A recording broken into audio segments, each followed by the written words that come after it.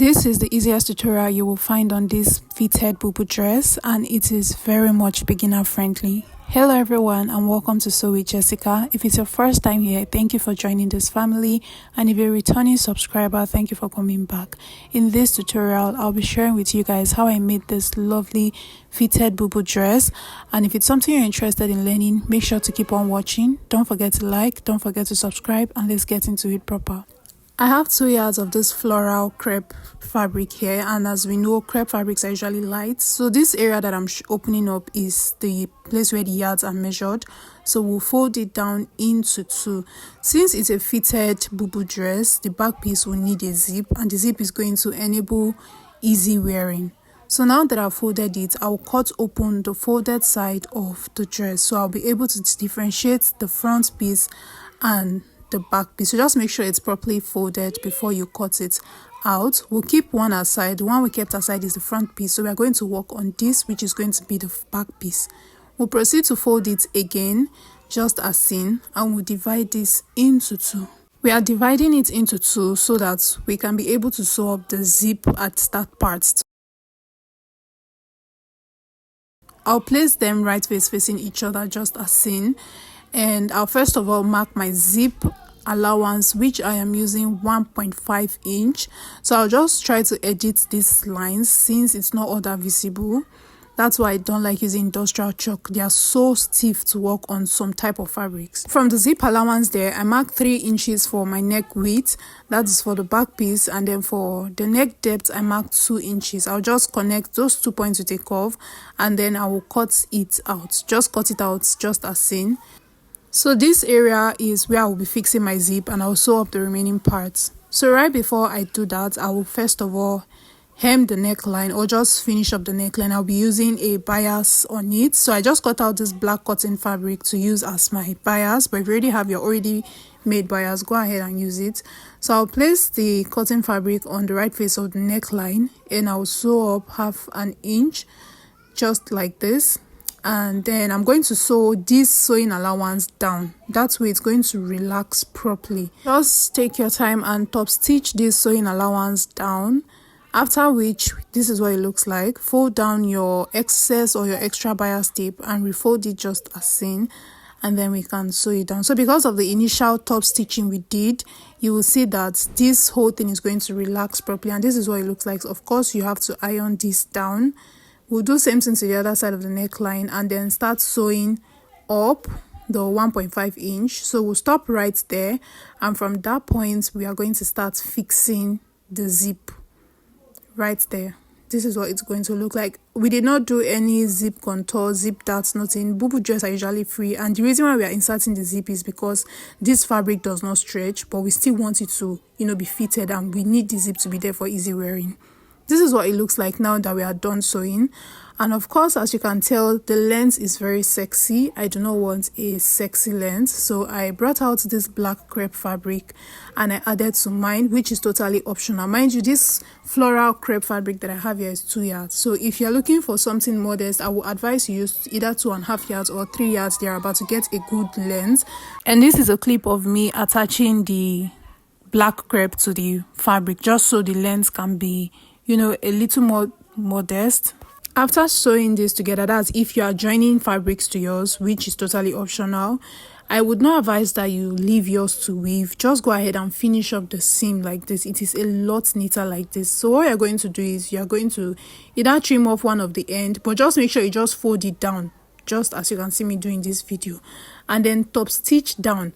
So right now that we are done, this is what everything looks like. I proceeded to hem the base of the dress, and I also hem the sides of the dress. So we're going to keep this aside and start working on the front piece.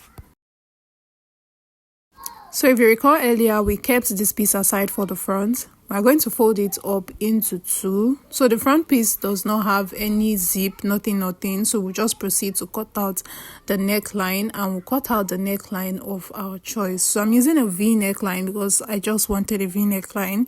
Yours could be round, yours could be square, any type of neckline at all. So the first thing I will do is to mark my neck width, and my neck width must align with the neck width of the back piece. So I'm marking 3 inches there, and for the neck depth, I will mark downwards 8 inches. That is how deep I want the neckline to be. So I'll connect this neck width and neck depth together with a slanted line. Using this ruler as a guide, just connect a slanted line, and that's what the neckline would look like. After cutting out the neckline, we are going to cut out an interface for this neckline, just like a short lining, very short line, just so we'll be able to turn the neckline. So I cut out the same cutting piece here, and I'm only going to turn the neckline. We are not doing a bias kind of stitch, just turn it regularly. So after I was done turning it, this is what it looks like. And the reason why I did not, do the bias stitch is because I don't want that sewing line to be visible at the front. So I will bring back my crepe piece so that I can also add up to the length of the front piece. This is literally or basically everything. It's so simple. So we are going to sew it up the same way we sewed up the crepe fabric to the back piece as well. Now that we are done prepping both the front and back piece, it's time for us to couple everything together. I've already arranged my front piece, and I'm going to make sure that as I'm placing the back piece on the front piece, I'll make sure that the center back is aligned with the center front area, or just make sure that the neck width aligns properly. That way we can be able to determine or see the center part. And the reason why you need to do this is because since we added the zip to the back piece, automatically the back piece becomes smaller than the front piece, and so we want everything to be equal. Now that we've placed it the way they are supposed to be placed, we are going to trim off the front piece. Okay, we're going to trim off from the edge of the front piece so that everything is equally placed, so the front and back piece is like of the same size, both in width, in length, and everything. So at this point you want to cross check and make sure that all your pieces are equal in length, in width, and all that. So at this point I have already attached the shoulder of the front and back piece together, and now it's time for me to shape the dress to my shape, to my body shape. But before then, we are going to pin down this edge of the front and back piece together. You can see that everything is already hemmed, everything is okay, and everything is coming together. This is one really simple but sassy dress that you can wear for errands, maybe to the market, for just a quick pick and drop or something. I don't know, it's very simple. You can also wear it to church depending on the length. It's just perfect. I just really love the dress. Just like I said, it's a sassy dress, gives you a bold look, depends on how you accessorize it.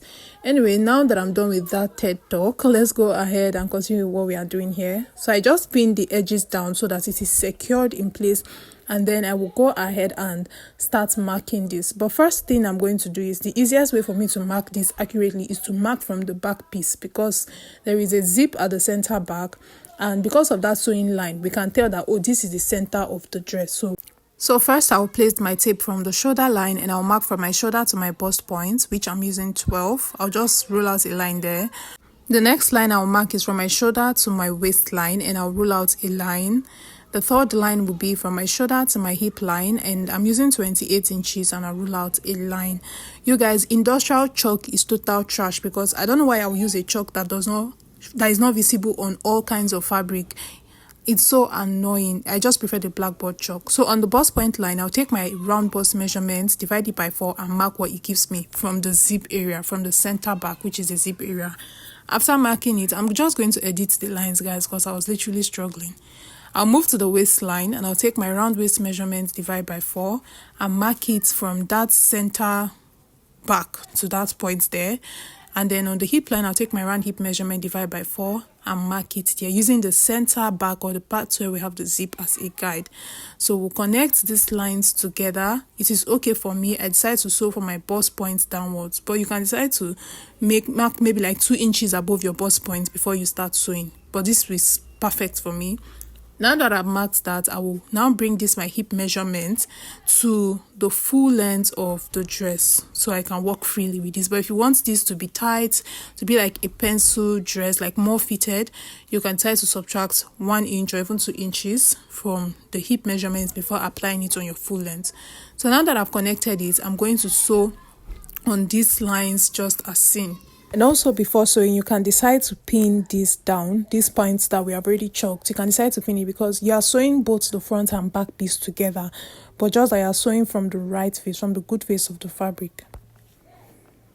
So if you've watched to this point and you learned something new, make sure to comment down in the comment section. Please don't forget to like and don't forget to share, because that will help you to recommend this channel to other people as well. So this is a close-up of what I sewed earlier. This is what it looks like on the other face of the fabric. Remember, we were sewing both the front and back together. This is basically the last step you need to do. So now what we are going to do is to also chalk these lines in the opposite side. On this other side of the dress, we are going to still mark the measurements that we marked earlier on the other side to this particular side, and we're going to use the zip line, which is the center back, as a guide to get these lines accurately marked. And it's basically something that we just did like 3 seconds ago in this video, so just check it and do it properly. This brings us to the end of this tutorial. I'll see you guys in my next video. Bye.